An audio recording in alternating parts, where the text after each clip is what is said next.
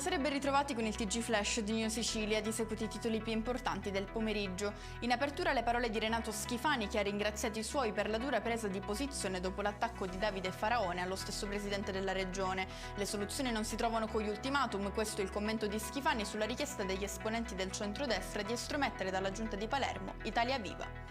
È stata annunciata la nuova rotta aerea diretta tra Palermo e New York. Dopo Catania, che nelle scorse settimane aveva lanciato il collegamento con Delta Airlines, anche lo scalo palermitano offrirà dal prossimo maggio l'opportunità di volare direttamente negli Stati Uniti con la compagnia United.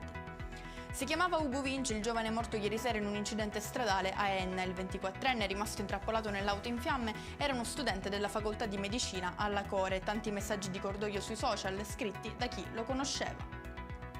Ci spostiamo a Racalmuto, nella Agrigentino, dove un cane è stato ucciso a colpi di arma da fuoco. A trovarlo senza vita è stata la padrona, a poca distanza dalla propria abitazione. L'Associazione Italiana Difesa Animali ed Ambiente ha deciso di denunciare l'accaduto e ha messo una taglia di 3.000 euro sul responsabile.